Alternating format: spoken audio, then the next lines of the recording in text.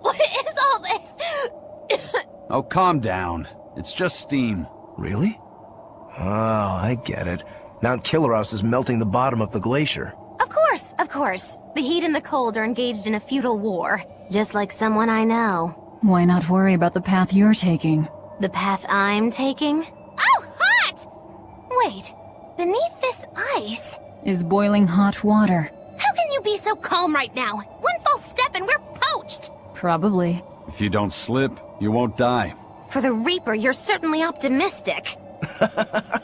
Where's that famous apathy of yours today, Magilou? Who cares about apathy? Especially when I got friends as depraved as you.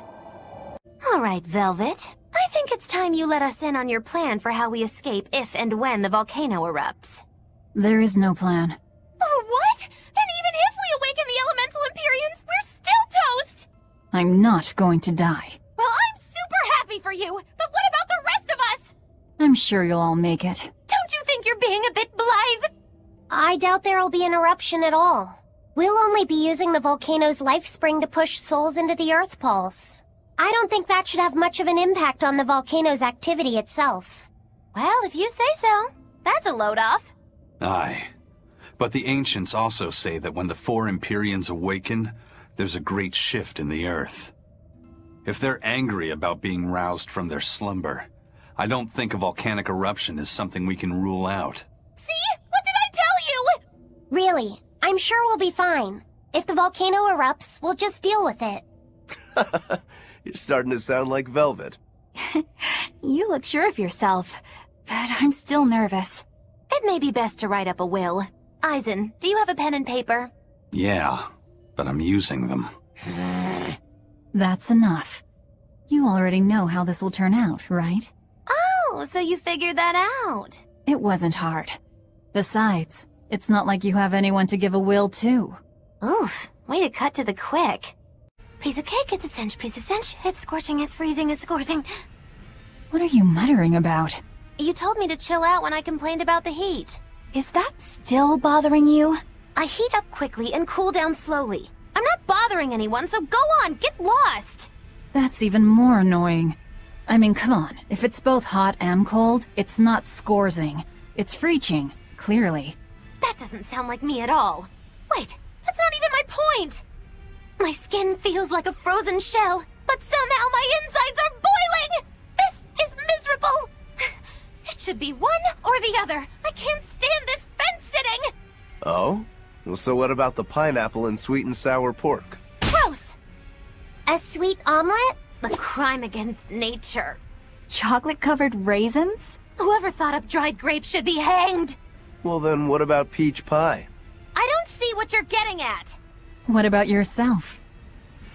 Utterly vile. Doesn't that make you a fence-sitter? That's why I'm having you eat that old man and shove him into the life spring. I hope you learn to like yourself. Don't try to embarrass me. I really don't mean to pry, but I've gotta know. Does it feel good to pinch all those souls out from your stomach? That's kind of a gross way of putting it. I have to agree with Velvet. The way you put it sounds so inappropriate. I'm pretty sure that was her point. Oh, I'm sorry. Why so cranky? I was only asking to see if you were getting hungry or not. Then ask that in the first place. Are you? Hungry, that is. I do feel hungry, now that you mention it, but I don't think it has to do with losing those souls. Then why is it? Maybe my appetite is increasing as Inominute's suppression weakens. Yeah, I'm suddenly feeling hungry myself. My stomach could start growling at any moment. I have been thinking of nothing but delicious things to eat for a while now. I bet Magilou only brought it up because she's feeling peckish herself. No, that's not the reason at all. That settles it then.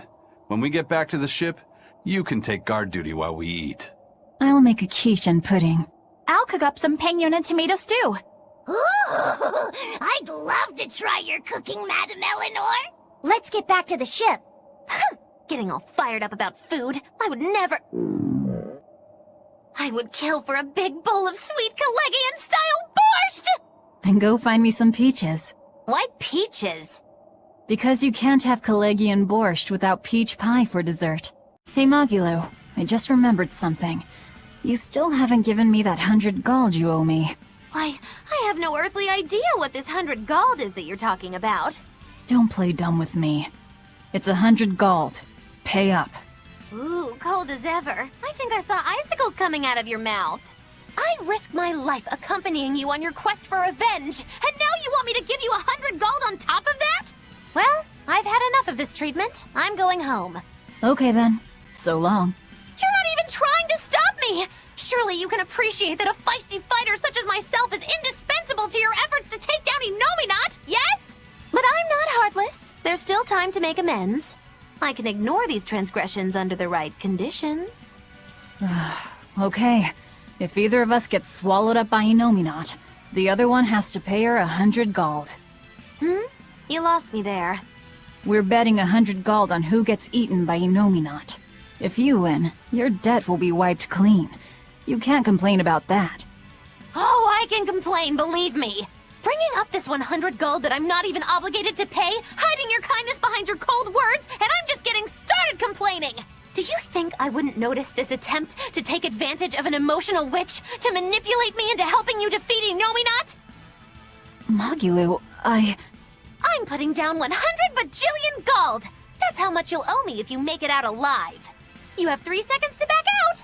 3, 2, 1... 0! That's on for real now.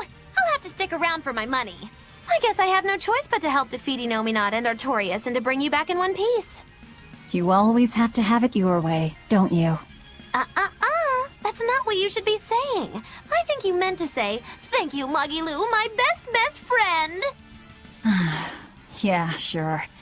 Thank you, Magilou, my best friend. But so we're clear, I'm staying alive on my own terms, not just because you told me to. And you say I'm the one who always has to have it my way.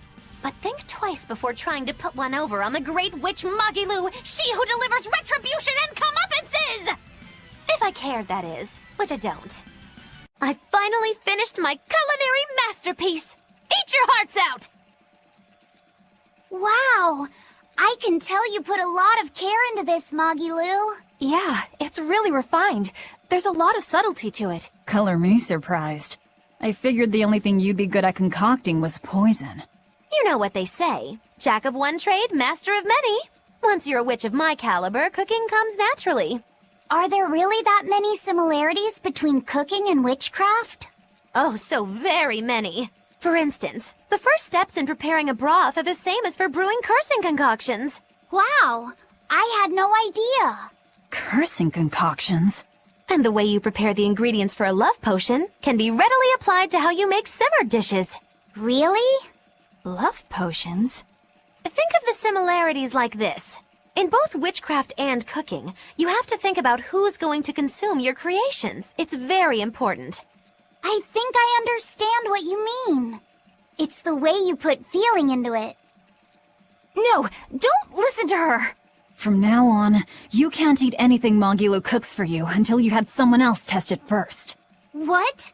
Why? What do you mean, test it? Just make Bienfu eat some and see how he reacts. That's a good idea. Let's go with that. What? Poor Laphicet, surrounded by women who wouldn't know a joke if it hit them upside the head. The trick to being a good cook is having a playful side.